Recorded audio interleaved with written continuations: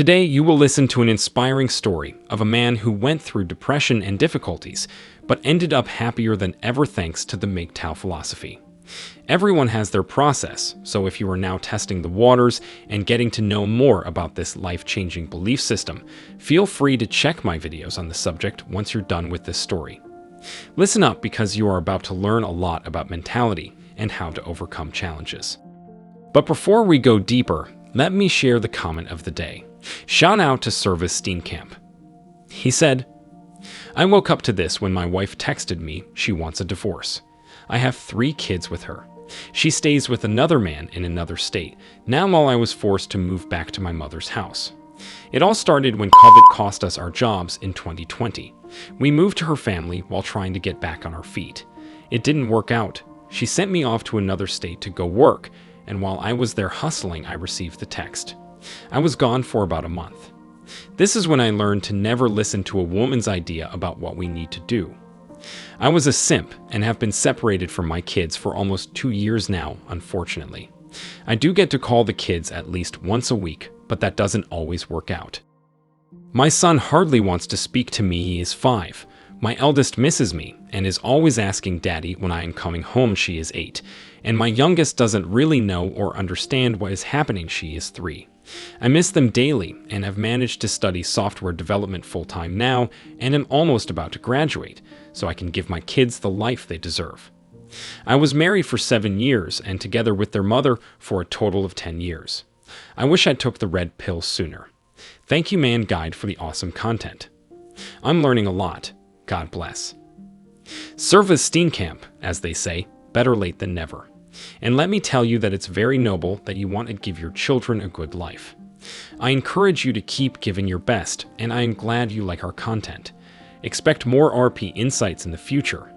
Please serve us Steenkamp. Don't forget to reach out to us by email to claim your $5. As usual, guys, I will pick one comment from each video.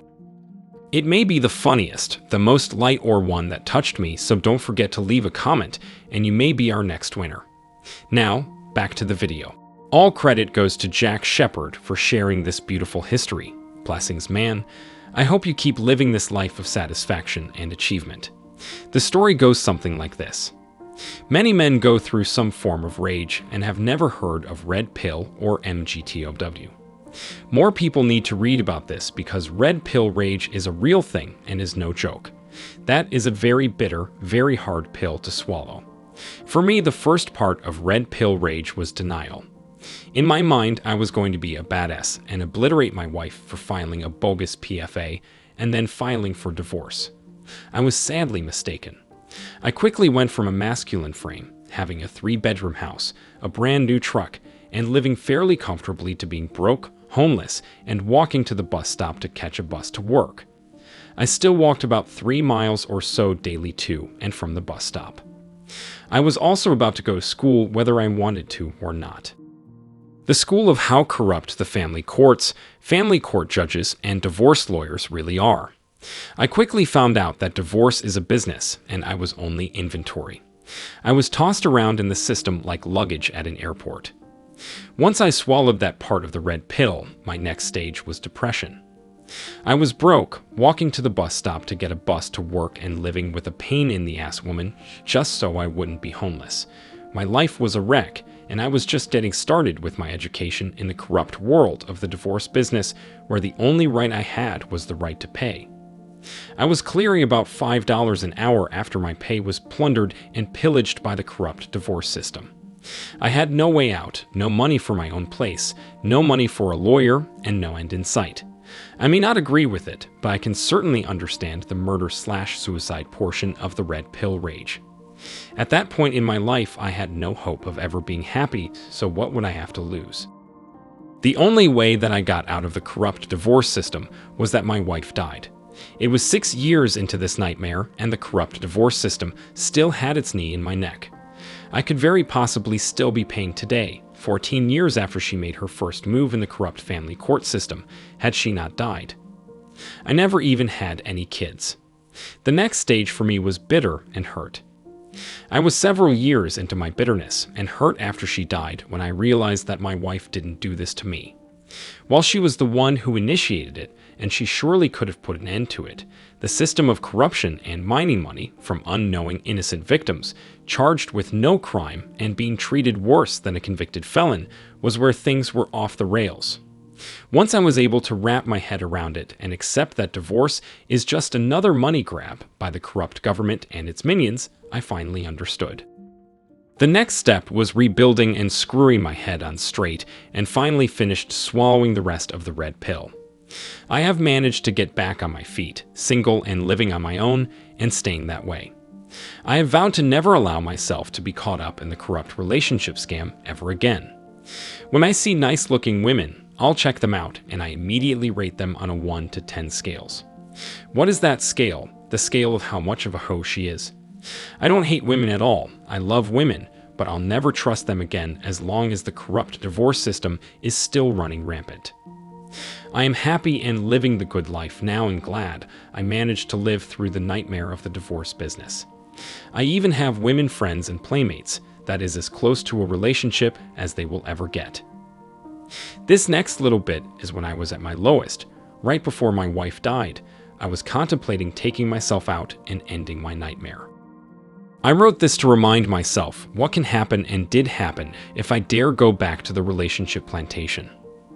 I'll never forget the day I was on a break at work, on my way to get a sub for lunch, when I just completely broke down at the sight of a man riding his Harley. He had the whole lane to himself on his way across the same bridge I was on. I was in my piece of shit, rusted-out Chevy Cavalier, and I was so beat down and hopeless that the sight of that man on his Harley overwhelmed me. I knew that I would never have the one thing in my life that I wanted almost as much as I wanted my freedom, my own Harley.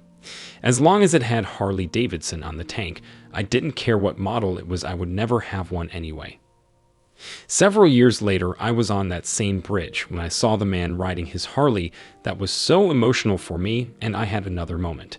I lined up my Harley for a special run across that bridge. That's right, my Harley.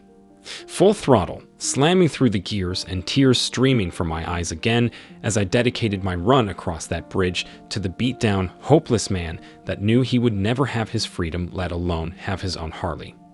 That man was me. It took me a while, several years, but I did it. I broke away from the relationship plantation, broke away from the corrupt divorce business, got my own place, and yes, I got my Harley. I won. I also have a new project, my body. I'm down 50 pounds since this picture and starting to replace the fat with muscle. I was battling my depression with food and turned to eat anything I could get my hands on. I ballooned to over 300 pounds. This is the new me at the end of summer 2022. I'm happy, confident, and single. I have lived by the ass, and I know it. I have upgraded myself, and I look pretty good now. This pic makes me look like a hard ass, and to a degree I am now, but I'm more of a bad boy than a hard ass. I have women, I get women, and I decide who, when, where, and how. There is no sweeter sound in the world to me when I'm laying in my bed about to fall asleep when my playmate lets herself out and the door clicks shut. Life is good. It's all about me now. MGTOW, red pill woke, and I am never going back. As you can see, there's a man who lived firsthand how corrupt the judicial system is, but had the skill and bravery necessary to overcome all those problems to bounce back and fulfill his own dreams. Jack, if you're listening, I wish you all the happiness in the world. And as always, guys, I wish you tremendous success. Now it's your turn. What do you think? Do you have a similar story? If so, what's the part that inspires you the most? Let me know your thoughts in the comment section below. Remember that if you leave the best comment, you will get $5. Thank you so much for watching. If you found this video useful, hit the like and subscribe buttons, comment, and share it. See you in the next video. Till next time.